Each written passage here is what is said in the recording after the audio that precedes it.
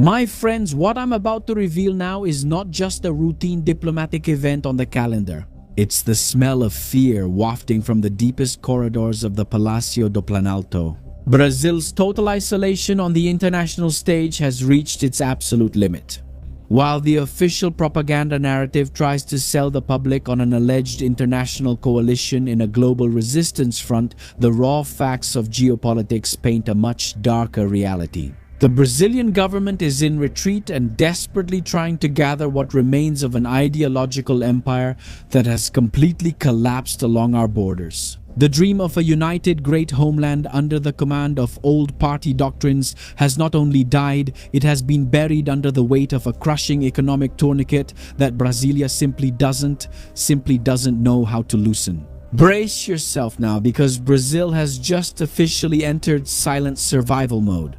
I bring the facts and details about the desperate mission sent to Caracas and the technological and economic siege that has just been closed around Brasilia. The time for empty speeches is over, and the international stage no longer accepts grandstanding bluffs. Get ready to start the real inventory of the ruins. And to understand the speed of this collapse, you need to break out of the bubble of spoon-fed news and look at the real mechanics of power in Caracas. Please subscribe, turn on notifications, and like the video. It takes a lot of effort to create. My friends, the Brazilian government scheduled an official 3-day business mission to Venezuela, coordinated between the Ministry of Agriculture and the Foreign Ministry. And just look at the level. They even took José Joisly Batista's JBS along with the delegation. The official excuse given to the press is the discussion of non-tariff barriers and sustainability rules in agriculture. But pay attention to this. This is serious. The Planalto went there to pick up the pieces of Maduro's regime and try to find out if anyone still answers the phone for Brazil in the region. No one is talking about this. But Brasilia went there to measure the exact size of the leash that the Pentagon and the new American administration put on our northern neighbor. Do you think Brazil's foreign ministry went to Caracas to negotiate free trade? Wrong. The geographical reality of Venezuela has undergone an irreversible change, and the Brazilian government no longer knows how to deal with it. Since the United States military operation in January overthrew the previous regime, the country has been temporarily governed by Delcy Rodriguez, Maduro's vice dictator. But there's a detail. Governing Venezuela under the constant shadow of a direct intervention and the clear warning of a reactivation of Operation Southern Spear, 2.0 Venezuelan territory stopped operating as an ideological ally of the Planalto and became a strategic protectorate of Donald Trump, an extension of the White House here in the neighborhood. Caracas increased tariffs on Brazilian exports, blocked purchases from our market, and cut off channels of camaraderie. Sending this emergency technical delegation in absolute secrecy is the final act of a sinking ship trying to hold on to wreckage that already belongs to the enemy. But the real strangulation of the Brazilian government doesn't come from weapons, but from the relentless tariff engineering set in motion by Washington. The new American administration activated the maximum security provisions of Section 232 and Section 301 of its federal legislation to build a customs wall against trade with Brazil. The United States imposed a 37.5% tariff barrier on Brazilian products exported to the North American market. But pay attention to this because it's very serious. The tax, which only needs Trump's signature to be implemented, is not a regular customs tax. It's an embargo disguised as a design tax to suffocate the competitiveness of our manufacturing industry, break our cash flow, and isolate the country's foreign exchange flow. Brasilia's plan to form an international front at the G7 against Trump is a complete joke. The government thinks it has some importance in the world, but the clinical truth is that Brazil has become the tenant in a condo that changed hands. And now the bill for strategic rent has arrived, charging blood interest. Stop and think with me. If Brasilia's international negotiations had any real weight on the Western Economic Board, why did the major European powers prefer to shield their own markets instead of supporting Lula's tariff demands? Do you know why I say this? Because Europe has just raised a barrier against meat produced in Brazil. Brazilian agribusiness realized that the sea-to-lake tourniquet froze profit margins in the world's largest consumer market. And that's why large private sector conglomerates went after the delegation that traveled to Caracas.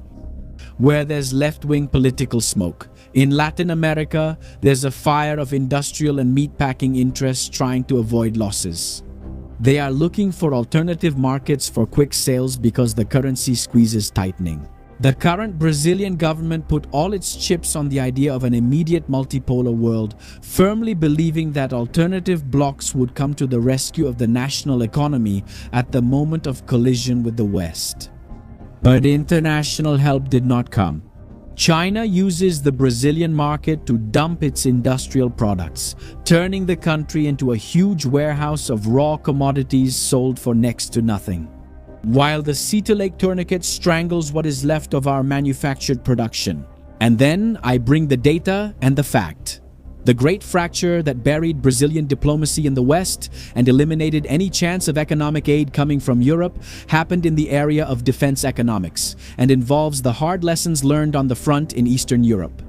For years, Brazil accumulated significant stocks of heavy 105 and 120 caliber ammunition in its military depots, custom made to operate in Leopard 1 and Leopard 2 tanks. With the outbreak of the war in Ukraine, Germany and other NATO powers tried to officially purchase these stocks. The German government committed to injecting millions of dollars in cash into the coffers of Brazil's defense establishment.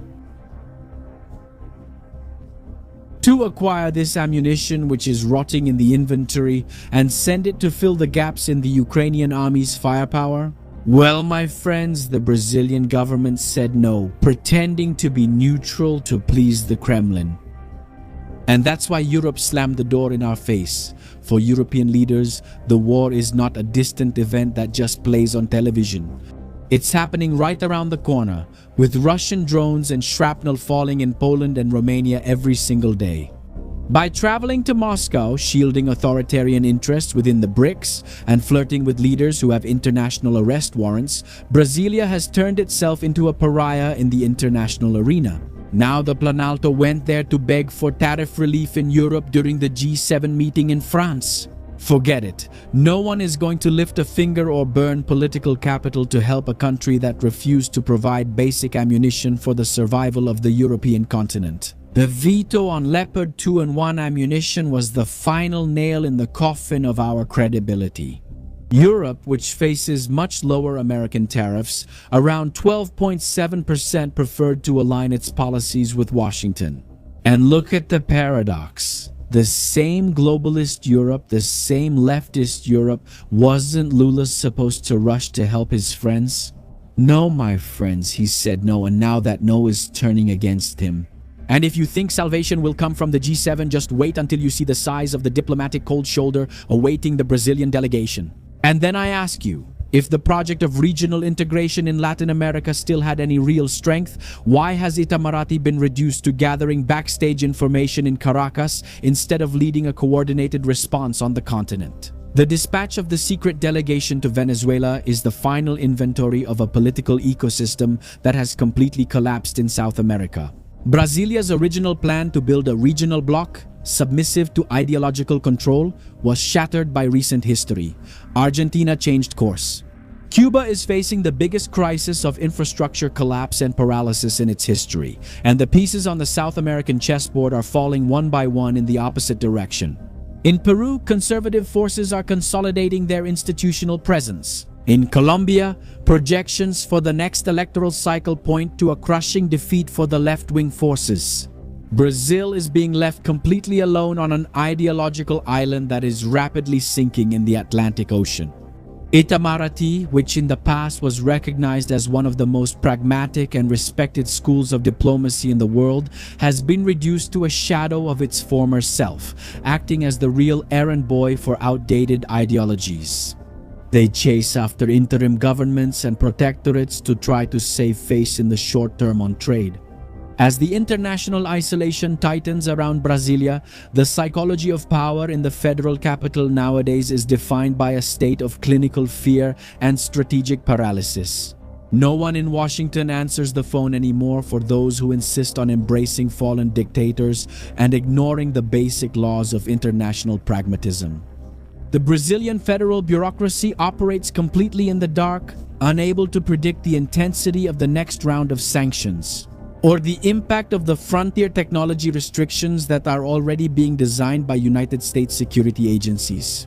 What will remain of national economic autonomy when the main export routes for agribusiness are under Washington's tariff control and industrial infrastructure depends exclusively on imported inputs from the East? The truth, my friends, has a strength that no press office narrative can distort. And the result of Brazil's strategic isolation has set a physical limit to the survival of our market. The price of Palanque's sovereignty took its direct toll on the inflation of the workers' plate of food. By isolating itself from the West and turning its territory into a dumping ground for industrial doping, the country passively accepted the role of a subordinate tenant. Mar-a-Lago's fiscal engineering was surgical. It can freeze the currency flow, block international credit lines, and push the public budget onto a path of internal collision. Sending the delegation to Caracas will not bring miraculous contracts. It only serves as technical proof that Brazil has lost its ability to shape the course of regional geopolitics. The Mar-a-Lago tourniquet is the clinical diagnosis of a structural governance failure. Ideological pride is expensive, my friends, and the bill will be passed on to the working class in Brazil. The government has run out of diplomatic excuses and now faces the harsh reality of a global market that punishes the lack of pragmatism with silent financial suffocation. If the Section 232 restrictions move forward in the coming months, the national industry will face an unprecedented paralysis. The international playing field was reshuffled in the dark, and Brasilia found out the hard way that the promises of support from the Eastern Bloc do not cover the gap left behind. Due to the collapse of its traditional alliances in the West, the inventory of ruins is laid out on the table and there is no more room for a facade of neutrality. The era of neglecting hemispheric security and strategic defense agreements collided head-on with Washington's economic self-defense tools. The noose tightened. The nations that choose to continue operating as tenants of outdated models, ignoring obvious intelligence warnings to maintain political rhetoric for domestic consumption, will find out the hard way that the final price of this isolation contract will be paid with the definitive loss of their own sovereignty and national security. It remains to be seen whether the country's leadership will have the technical capacity and the courage to make a last-minute pragmatic turnaround to save the economic indicators from total destruction in the next 4 years. Or if Brazil will continue operating in the dark, waiting for the fiscal machinery to break down completely under the weight of its own external choices. And in the face of this whole post-mortem crisis diplomacy and the economic siege that could be imposed by tariffs, right up ahead, I have a pointed question for you.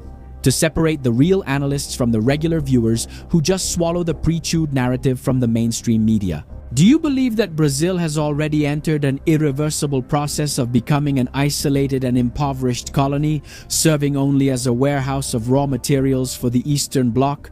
Or will the severity of the fiscal crisis force a pragmatic and immediate break to realign the country with the economic ecosystem of the West? I want to see your technical assessment. If you see submission to isolation as a done deal, write the hashtag #TaxionColonia in the comments.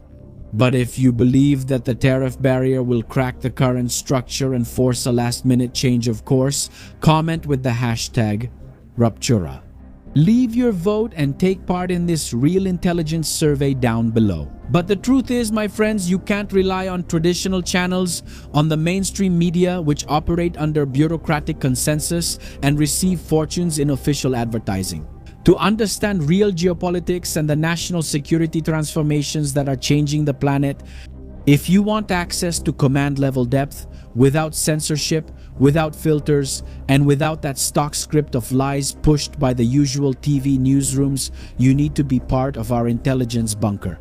The QR code is appearing on the screen, and the link is in the description and in the first pinned comment. There are more than 3,000 elite analysts who understand that information free from state manipulation has a cost and have decided to fund independent truth. Here, totally free from the control of those in power. So, come quickly to our platform where we continue what we can't bring here. And we also created a channel with tips on series and movies so you don't waste any more time on Netflix or Amazon, spending an hour choosing a cool series or movie to watch with your family. We did this for you and we bring you the right tips without woke culture, without whining, so you can just sit down, press the button, and enjoy the weekend with your family.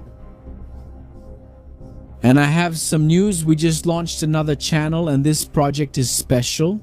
I'm developing, together with my friend Davi Al-Meskani from the Viva Israel channel, the Breakpoint project, where we will bring exclusive analyses of everything that happens in the world.